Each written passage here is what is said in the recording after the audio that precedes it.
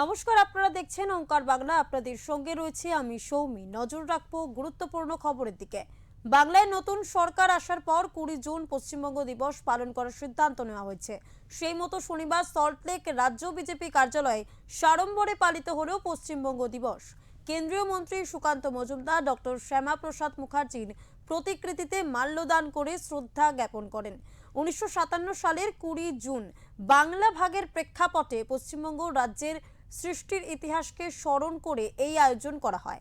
এই বিশেষ অনুষ্ঠানে উপস্থিত ছিলেন কেন্দ্রীয় মন্ত্রী ডক্টর সুকান্ত মজুমদার, শঙ্কর ঘোষ সহ অন্যান্য বিজেপি নেতৃত্ব।